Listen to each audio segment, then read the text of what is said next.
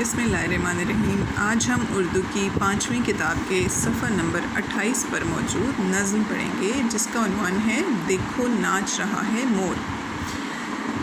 इस नज़्म के शायर हैं मोहम्मद हफीज़ जलंधरी।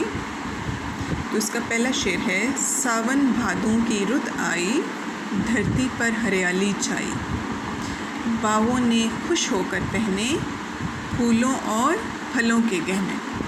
सावन भादो दो मौसमों के नाम हैं, दो महीनों के नाम हैं जिनमें बारिश होती है। ज़्यादातर बारिशें ही होती रहती हैं और रुत कहते हैं मौसम को। यानी सावन भादों की रुत आई, बरसात आई जिसमें बारिशें होंगी, बारिशें होती हैं। धरती पर हरियाली छाई, धरती ज़मीन और हरियाली सब्ज़ा, यानी उन बारिशों से क्या हुआ है, हर तरफ सब्ज़ा ही सब्ज़ा हो गया है, तो हरियाली छा गई है।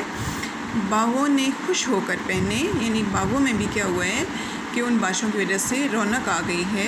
फूलों और फलों के गहने, बागों में भी पौधे सरसब्ज़ हो गए हैं। जो फूलों वाले पौधे थे उन पे फूल आ गए और जिन पे फल लगते हैं उन पे फल लग गए। गहने जेवर, यानी जिस तरह गहने खूबसूरती का बायस बनते हैं, इसी तरह बागों में लगे पौधों पर लगे फूल और फल भी उनको सजा रहे हैं, उनका जेवर बन गए हैं। अगला शेर है, कोंपल फूटी कलियां महकी, कोयल कूकी चिड़ियाँ चहकी, सर्द हवा के झोंके आए, पेड़ों ने तंबूर बजाए।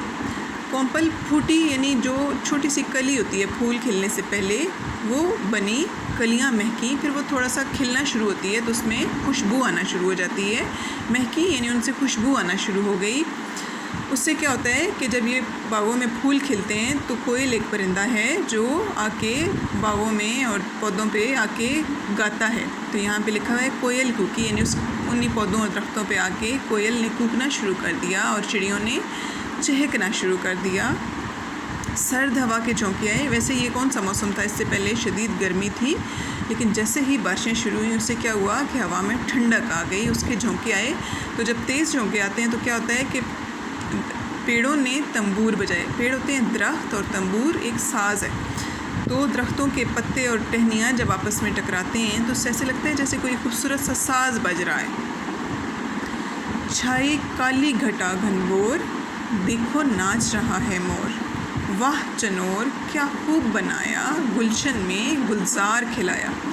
यहाँ पे क्या है कि जब बारिश से पहले का मंज़र होता है वो शायर बयान कर रहा है कि काली घटा, काला गहरा बादल छा गया है। उससे क्या हुआ है कि बाग में मोर, खूबसूरत सा जो परिंदा होता है, वो खुश होके नाचना शुरू हो गया। देखो नाच रहा है मोर। वाह चनोर क्या खूब बनाया। चनोर होता है पंखा, तो मोर के जो पर होते हैं वो बिल्कुल ऐसा लगता है जैसे पंखे की शेप में, पंखे की शक्ल में हैं। तो कहते हैं कि क्या अल्लाह ताला ने खूबसूरत पंखे की शक्ल में उसके पर बनाए हैं। गुलशन में गुलजार खिलाया। गुलशन बाग और गुलजार भी बाग होता है जो फूलों से भरा होता है। यानी बाग में जब मोर खड़ा है तो ऐसा लगता है कि बाग के अंदर एक और खूबसूरत रंगों से भरा हुआ गुलजार है। यानी इसके परों में इतने खूबसूरत रंग हैं, कैसे लगता है ये एक अलग एक गुलजार है। इसके पर हैं क्या चमकीले, फूल हों जैसे रंग रंगीले, आम के नीचे मस्त खड़ा है, एक एक पर में बाग लगाए। तो इसके परों की ही खूबसूरती पर शायर कह रहा है कि कितने खूबसूरत, किस कदर खूबसूरत और चमकीले पर हैं इसके। आपने अगर मोर के पर देखे हों तो उसमें बड़ी खूबसूरत सी चमक होती है, तो वो उसी के मतलब कह रहे हैं कि क्या खूबसूरत चमकीले पर हैं और उनमें इस कदर खूबसूरत रंग हैं। जैसे कोई फूल होते हैं हर तरह के, हर रंग वाले फूल, उसके परों में भी इसी तरह तमाम रंग मौजूद हैं। आम के नीचे मस्त खड़ा है, यानी वो मगन बेखुद खड़ा है आम के दरख्त के नीचे इस खूबसूरत मौसम की वजह से। और उसके एक एक पर में बाग लगाए, यानी हर पर में, हर उस हिस्से में खूबसूरत रंग है। ऐसे लगता है जैसे एक पूरा बाग है। देखना हमको देख न पाए, नाचना छोड़ के भाग न जाए, भाई अब न मचाओ शोर, देखो नाच रहा है मोर। यानी अब वो हमसे मुखातिब होकर कहता है कि देखना, मोहतात हो जाना कि वो कहीं हमको ना देख ले। उससे क्या होता है कि मोर जब किसी इंसान को देखे तो कहीं उड़ ना जाए, नाचना छोड़ के भाग ना जाए। यानी वो इतना खूबसूरत नाच रहा है तो वो नाचता रहे, कहीं डर के मारे वहाँ से उड़ ना जाए।